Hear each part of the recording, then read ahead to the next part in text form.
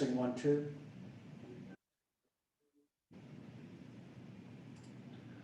All right, folks, glad to see you all here. Give you an update.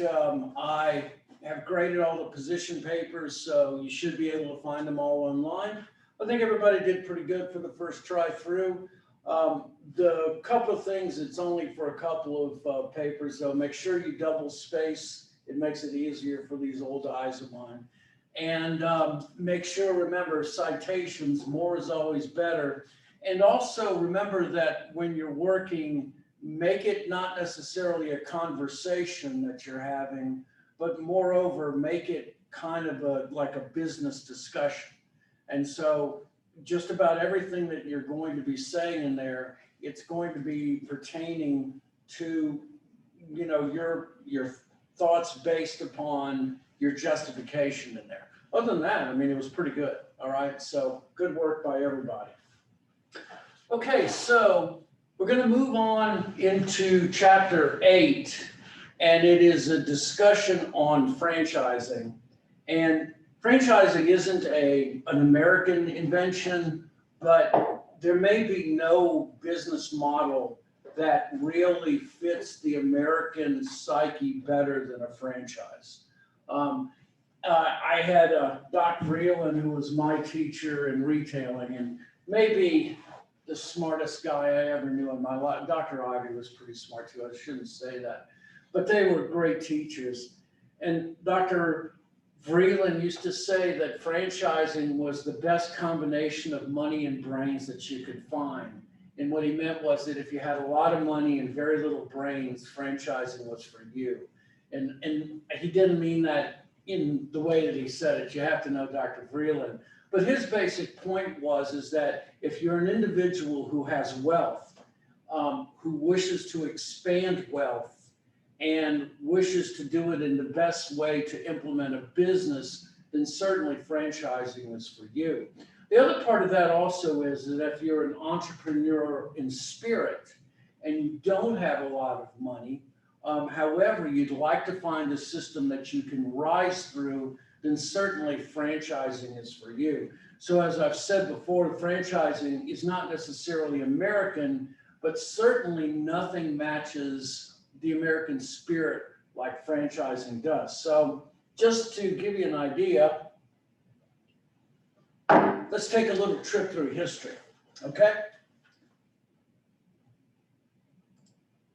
So,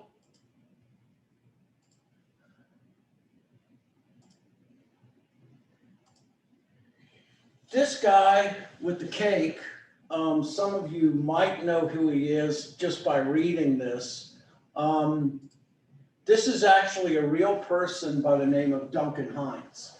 Now, you might have thought of Duncan Hines as being a cake person, and that's actually the latter part of his life. Duncan Hines, early in his life, from 1910 on, was a salesperson. And Duncan Hines used to travel about 40,000 miles a year in his automobile and cover about 14 states. He did that for 30 to 40 years in his career. He was a constant traveler. He traveled with his wife, and he and his wife took down copious notes about wherever they went. And one of the things that Duncan Hines was, he was always an individual who believed in cleanliness, in ingredients, and especially if you think about the United States in the 30s, especially during the Depression, the opportunity to sleep at a decent place may have been few and far between. And so while he was on his salesperson's travels, he would write down the places that he knew of that he could get a good meal, the places where he could get a good night's sleep that were clean. And so he and his wife put together this list.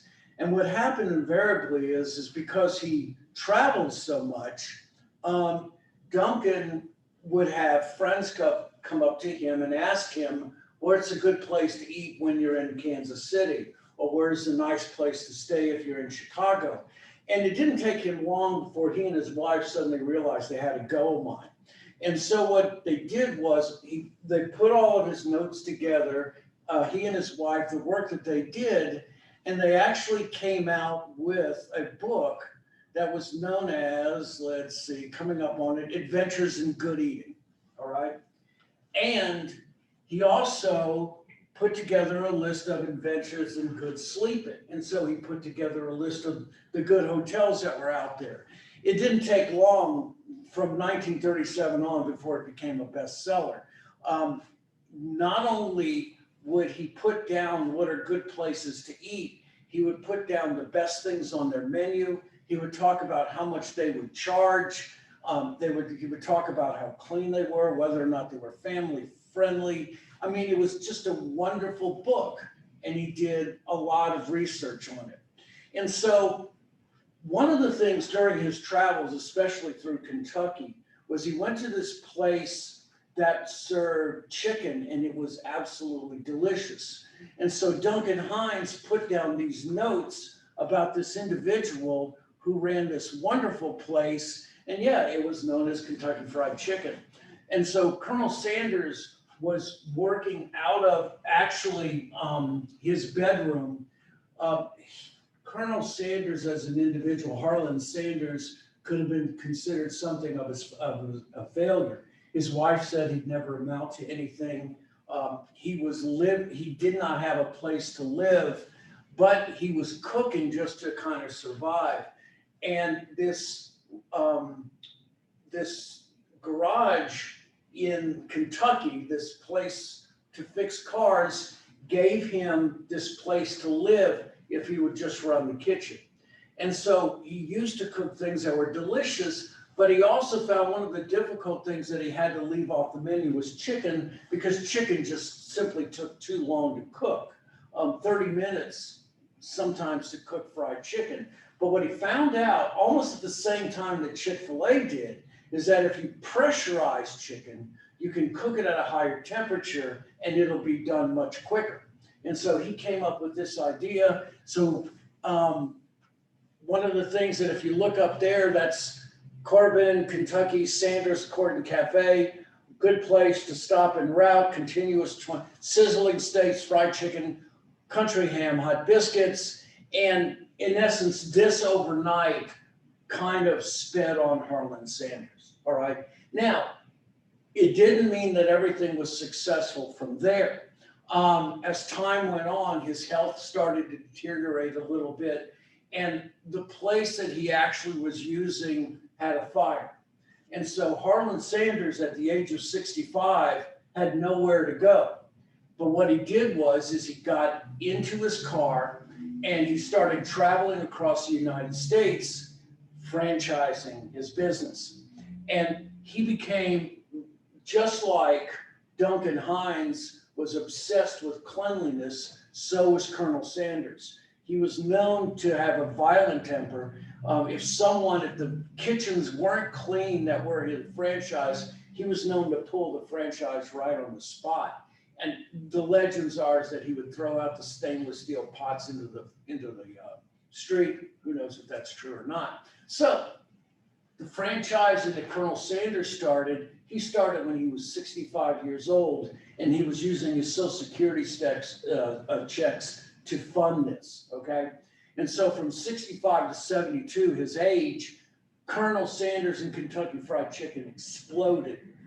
Finally, at the age of 72, he was just physically unable to keep up. And this is when he sold it to John Y. Brown in Kentucky. And this is when Kentucky Fried Chicken really started to expand. Now, along with that, he happened to have this other guy who worked with him. And it's this guy right here who was one of the first people to work in the franchise.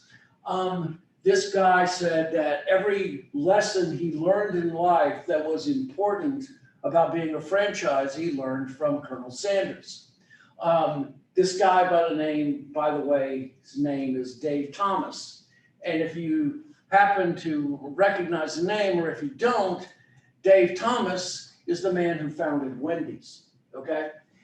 Interesting thing about him, he actually gave Colonel Sanders 2 suggestions that Colonel Sanders adopted and ultimately helped to breed its success. One of them is he told Colonel Sanders to minimize the things on his menu so he wouldn't be having to prepare so many things. And the other thing that he said about him was that he believed that Colonel Sanders was iconic.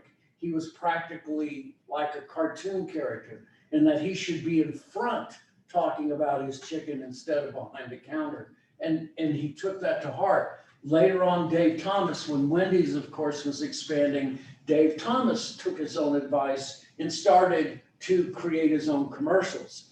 And so it's kind of this interesting discussion about how franchising has taken these three careers. Duncan Hines, now Duncan Hines gave his name out to the cooking company, and so that's why you have Duncan Hines Goods, but the Duncan Hines Club or the Duncan Hines List has been known as establishments of great eating.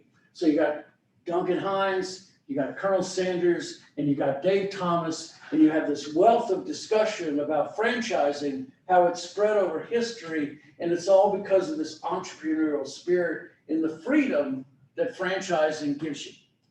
Okay, so enough of history, let's go on.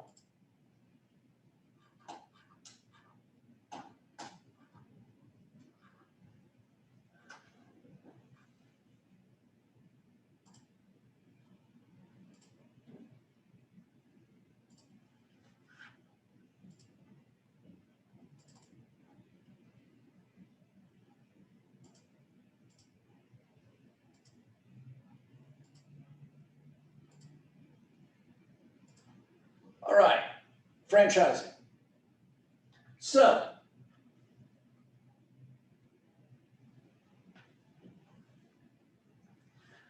what is the key things behind franchising? If I were going to say what makes franchising different and unique, one of the important things to understand, and these are yes test questions and are critical, is to understand is that franchising is a two-firm channel structure, not a subsidiary.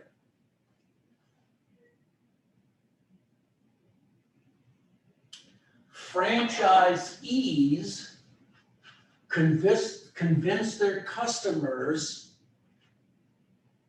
that they're buying from a single manufacturer, when really they're buying from a completely separate company than the manufacturer. In a franchisor-franchisee situation, there is the deliberate loss of a separate identity by the franchisee. There is a deliberate loss of a separate identity by the franchisee.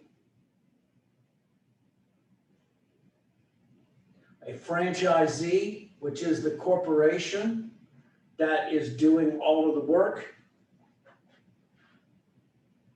is a separate company that is using the identity of another company. If you were to go buy the McDonald's and you were to order from the drive-through window, when you get to the drive-through window, you will see like a little plaque there that says owned and operated by such and such a company, all right? And so what that means is that it is a unique entity separate from McDonald's corporate. However, for the purposes of a franchise, it does not have a unique and separate identity as far as the consumers are concerned. That is a key feature of franchises, all right? Franchise linguistically comes from both French and English, and it means both freedom and privilege.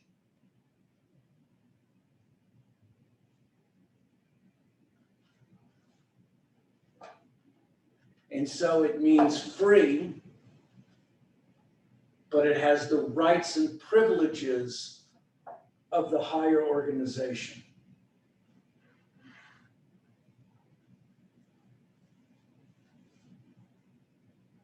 And And that freedom is guaranteed by a very special privilege, and that's what that means. So as I said, franchise strategies originated in the late 19th century when it came to soft drink bottlers.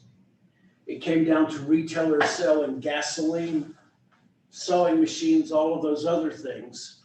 And then, of course, franchising has grown to what it is today. And yes, its legal precedence was set in medieval times. If you consider that when a voyage would go overseas and they would be flying the flag of the King or Queen of England, in essence, that ship represented the nations that they were going for, like the East India Tea Company, in essence, represented England, okay? And so this is what franchising is. Franchising basically is two corporations, one of which there's a deliberate loss of identity, and the consumers, as far as they're concerned, is that they're buying from a single corporation when in fact they're buying from a separate company.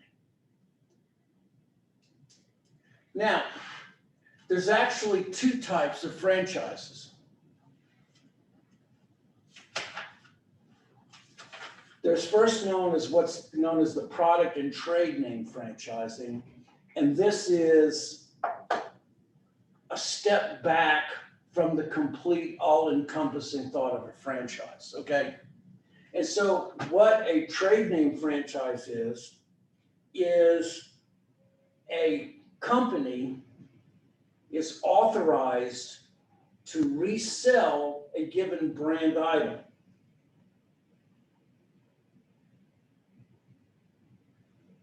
The franchisors supply the materials, the supplies. Generally also in business formats, they're selling something a little bit more complex. And so just think of tires.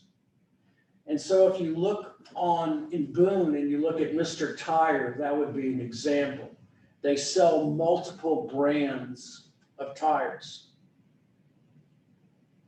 The other thing about a product or trade name franchise is it does not demand exclusivity. And so while they may sell Michelin, they also sell Cooper, they also sell Goodyear, they sell multiple different items. And the way that the franchisors make money is they make money from the margins of selling to dealers. Now realize when they sell to the dealer takes title and ownership of the tires, and the critical thing about that is that they can set prices. In dealerships, or excuse me, in business format franchising, rarely does the franchisee have the right to set prices. And so the three main dominant industries that do this: automotive in any way,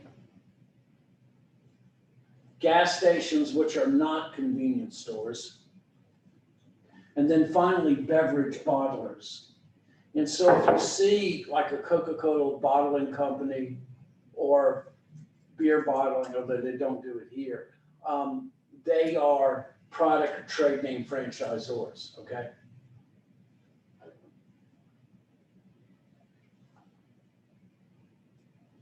The all-encompassing one, the one in which takes over everything,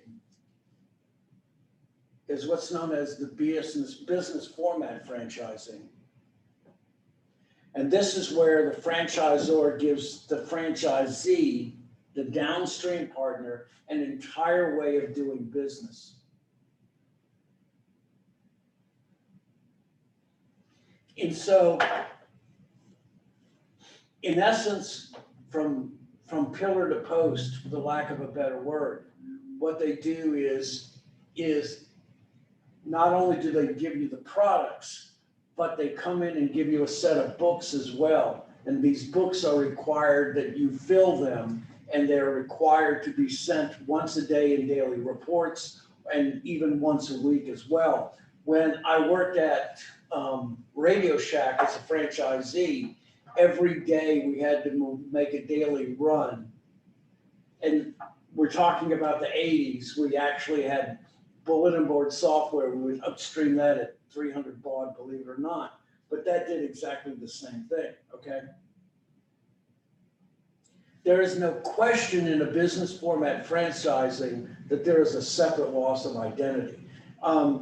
Unlike a Mr. Tire, where you know it's an individual corporation, with a business format, there is a deliberate loss of self-identity, okay? The influence is not necessarily black and white. It's very difficult sometimes to separate them. Most franchises have this format. They have listed here something in the order of 732,000 business format franchises. And it can also be things like services as well. And so we think of McDonald's, but we also think of Great Clips, okay? So the Great Clips is a franchise as well. It allows them to set up one here in Boone, and they follow the model. The model has achieved certain levels of success, and everyone is happy, okay? And so these are the differences from the product trade name to the business format. Okay, so this is just some discussion. Excuse me. I have a question. So the last one, basically it's a business in a box that you purchase, right? So typically how is the fee structured? Is it some kind of royalty or is it a certain percentage each month off the profits? How do they pay? Very good question. We'll go into a little more detail in a minute, but I'll answer your question now. Usually with a franchise like that, a business format franchise, you have an upfront fee that you have to pay. And so you pay, it's called a sunk cost. And so it's a franchise fee, which is usually a one-time fee on buying into the business. Usually that fee also covers some exclusivity in terms of geographic or trading area as well, so that it guarantees that another place won't set up in that same area. And then after that, you get monthly royalties from that. So what it would mean is this, is a royalty is different from a sharing of profit, because the way that works is if I do $100,000 in sales in a month, before I pay another single bill, I may have a 5 or 10% franchise fee that I have to pay first. And so it's like a royalty fee. So it's actually two structures, okay? It will either be, sometimes there'll be a high margin on the upfront fee and a low margin on the monthly royalty. Generally, it balances out. The one-time fees can be as expensive as $750,000 to $1 million for McDonald's, or it could be as little as $14,000 to $20,000 for a Subway franchise. And it all depends on how the franchises come up with their ideas about how they wish to expand. Now, for a decade, Subway has been the #1 franchise in growth because Subway is so inexpensive. It allows even a mom and pop convenience store to be able to pony up and do the same thing that they're doing in a Walmart. Now, they've had issues, of course, one of them being is that they're not doing the daily deliveries of food like they used to. But having said that, that was their philosophy. So generally, it comes down to two things. So an upfront fee, and then also a monthly royalty. And how they adjust that, it depends on their own belief and growth, okay? Okay, cool. So, what are the benefits if you are a franchisee? What do you get for your money? Well, you actually have three kind of separate things that you get as a benefit.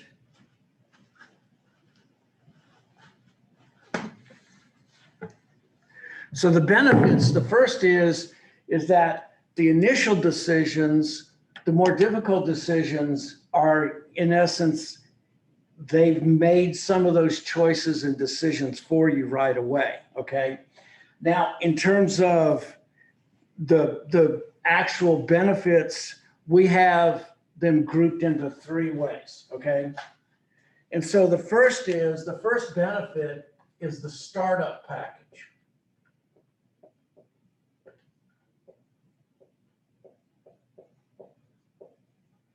And so for any of you who have ever gone into business, there's so many things to think about when you start out that you're just not quite sure of.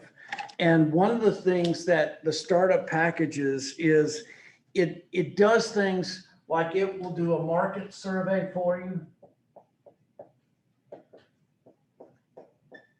It will also do site selection for you. And these are critical things, especially when you're just starting out. And not only that, the third thing it'll do is it will negotiate the lease for you. And so this is the first initial things you get in your startup package. Now, anybody who wants to get an idea, those 3 things right off the bat are really critical, okay? So if you are a McDonald's and you first start out with your startup package, one of the things that McDonald's is going to do is they're going to buy the land for you, okay? Now, McDonald's has this unique thing that they do with their franchises is that they will buy the land and you will own the store. And it sounds kind of wonky, but actually, if you consider it, it's actually a pretty valuable thing. The land where the McDonald's is in Boone, if you are in Boone and you know where that property is, you know it's at 100% site in terms of real estate. That one site, not the building, but the land is worth $1.5 million. Okay. Now just think if you're a franchise and McDonald's says, well, the ideal selection is to put it here. McDonald's has already bought the land for you. It's already negotiated the leases for you. So it's done that part for you. By the way, if any of you know where the Wendy's is, the Wendy's here in Boone, that property is worth $4 million. Yeah, that's pretty rich for my blood too.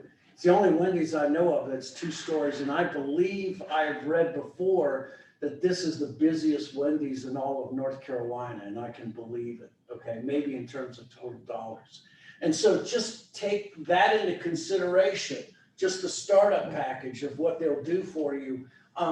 The franchisor, especially if you're McDonald's, gives you an enormous benefit. Now, it also comes with, coattails as well. It means that you can't move from that location and you, in essence, are landlocked in. But then again, there's the old saying, in for a penny, in for a pound. And if you're doing this with McDonald's, you've given it some thought already, okay? So first is the startup package, and the next is the ongoing benefits.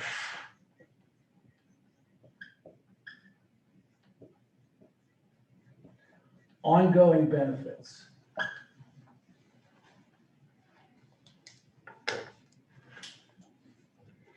And so some of the things that you will get is you will get field supervision. In other words, they will watch you while you do your job. They will do quality inspections to make sure you're not only meeting the county, city, and state ordinances, but also meeting theirs as well. They also will give you management feedback.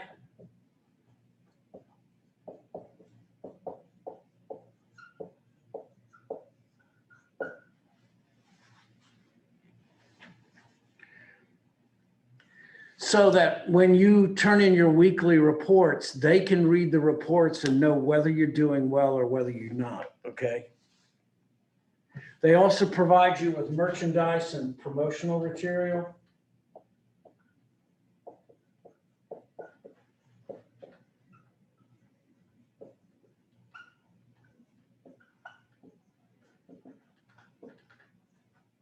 merchandise and promotional material. And then the last thing, which is actually a very good thing, is employee training.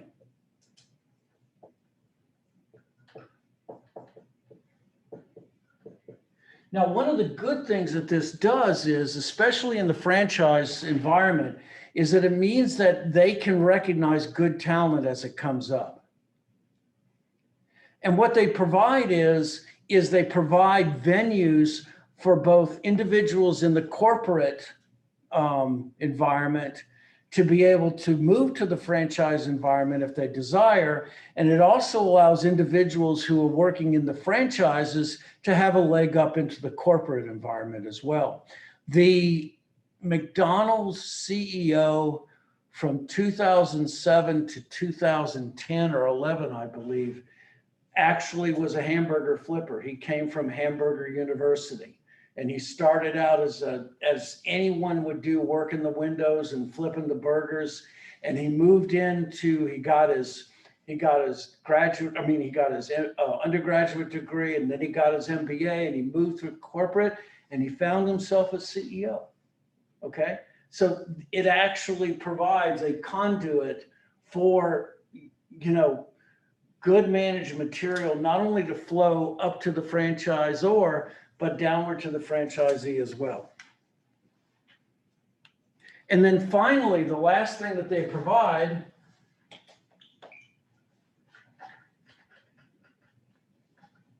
is a competitive advantage.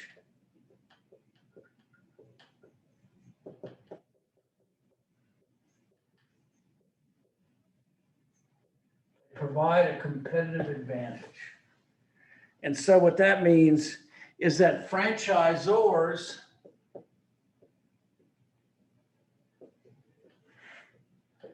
act as consolidators.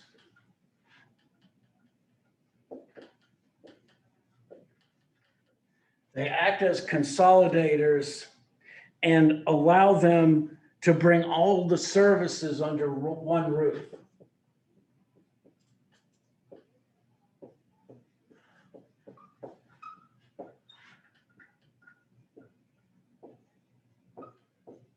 And so what this means is that if a franchisee is having difficulty with even the most minute things, if they're having a difficulty, let's say with pests, they know exactly how to deal with that. If they're having a difficulty keeping weekend help, they know how to deal with that. If they need to find some way to raise additional capital, they know how to do that. As consolidators, they can bring all of those things under one roof, and they also have the franchisor as a very powerful credit reference as well, and a trading partner. So if I were to go into any business inside of Boone and I were to say, I'm running the McDonald's franchise here, I immediately have AAA credit rating, no matter what, okay? To have those big shoulders, it allows, or it gives you a greater chance for success because you're working with probably, someone who has equal success. And so if you look at this slide, the decision making, it helps you to provide for the initial decisions in location. It helps you to come up with a business model of the most efficient practices. It provides you continuous coaching and support and quality policing as well. And then of course, you get the brand loyalty that comes with a established brand name that will naturally bring consumers in before you even try to go after them. And so these are the advantages if you're a franchisee and you're looking to try to find a way into a new market, okay? There's just so many of them, okay? To be able to develop the expertise, which is on loan for you at any one time if you meet the rights of a franchisor, is just a value that it's very hard to minimize. And so these are the advantages if you are a franchisee and you're looking to find your way in. Now, of course, you have that deliberate loss of your identity, But then again, in terms of breeding success, you could look at the model that Dave Thomas made. You could use this as a way of learning, and you could ultimately use this to spin off into some other trade. So what are the benefits if you're a franchisor? So if I'm a franchisor, I can have outstanding ideas that are just looking to come to light, that all they need is with the right push, I can create success. And so this is what a franchisor gets, is you get the ability of getting capital brought into your corporation in a rapid way, okay? And so if I have a great idea, and this great idea, the success comes from how quickly it spreads, this is what franchising does, is it allows individuals to come in, buy into your system, and bring needed capital in, and be able to get the idea to grow at a faster pace. It's quicker than hiring managers for new companies, because what you're doing is you're hiring an established company right now, okay? It allows capital to flow in and the speeds that the market demands, okay? The other thing is that with a franchisee, you have local consultants and innovations that come from the downstream partners, that the franchisees may have a local knowledge or an innovative idea that the franchisor may not have necessarily thought of. So Louisiana has a fairly substantial Catholic population, okay? And the population is such that when the 40 days of Lent that come along, especially right now, there is the tradition that you eat no meat on Friday. However, you do eat fish. And the fish sandwich that McDonald's serves and the Whaler that Burger King eventually served, both came about because the local franchisees at McDonald's in Louisiana, I think it was in New Orleans, came up with something that they could eat on a Friday.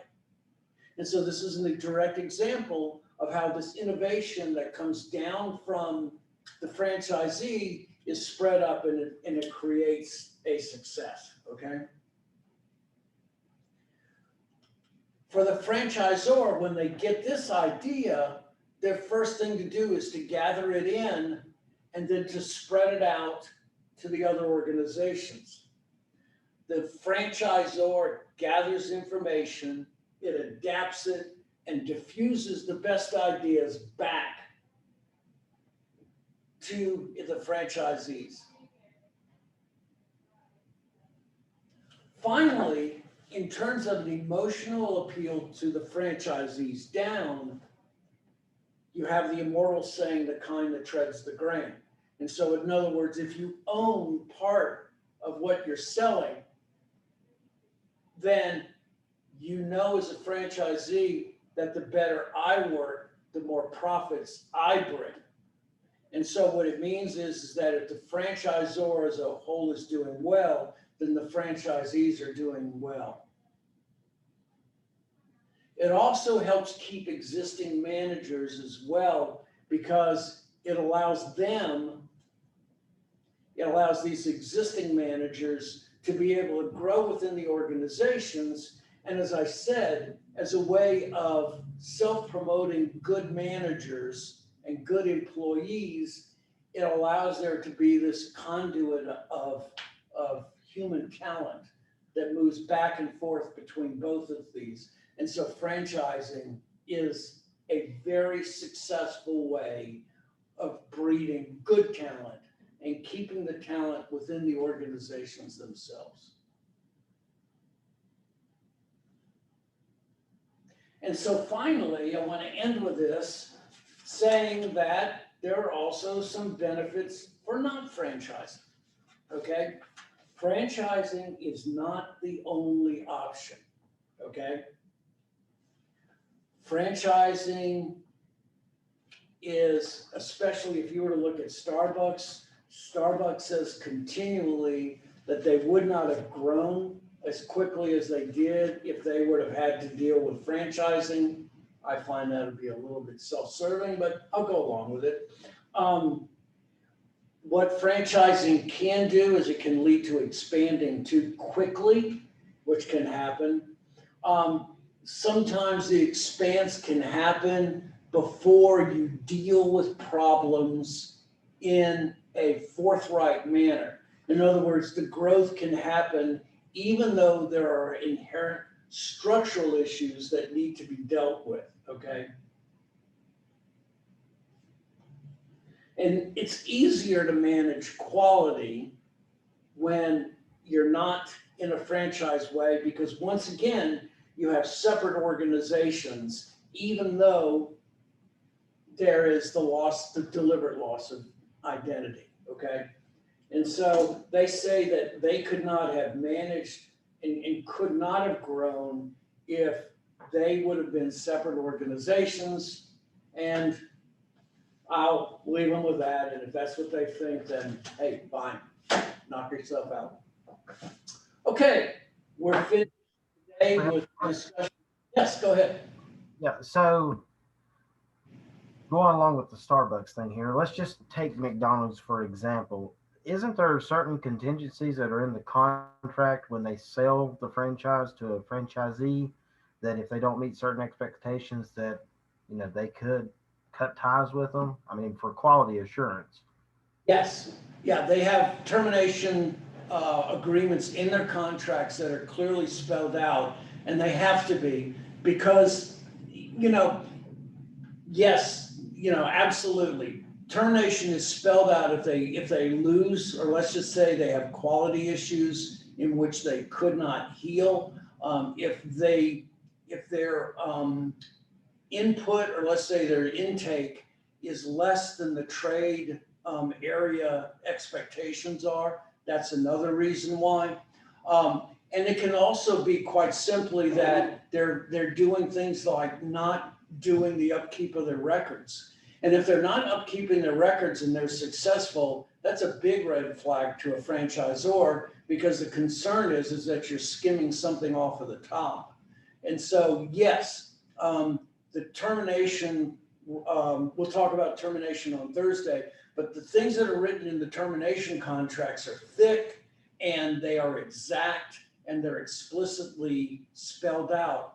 Because one of the reasons why, and we talked about procedural justice, is that you have to treat every franchisee equally on a day-to-day basis. And if they don't spell that out in an equitable manner, then you could see a franchisee fighting against a franchisor, and that never comes out well. So yes, there are very many explicit things written in a termination. If I wanted to terminate as a franchisee, let's say if I were to terminate, one of the things is the franchisor is given the right of first refusal. In other words, what that means is that if I'm saying I want to get out of my contract, McDonald Corporate has the right to pick it up before anyone else does. And so there's lots of other things that are built in there, and they're basically built in to guarantee that the franchisor is not going to be hurt by such an arrangement. Rarely do you see it happen, because the investment is so deep that rarely do you find franchises fail. Now, they can fail, but generally it's because the economy is failing in general as well. That makes sense. Thank you. Good question. Do we have anything else? So we'll talk about termination. We'll talk about company stores, and we'll talk about what's the key to success if you're a franchisee. How do you guarantee success where it seems like franchisors have most of the cards stacked in their favor, okay? All right, folks, go have a great day, and I'll talk with you on Thursday, okay? Take care. Thank you.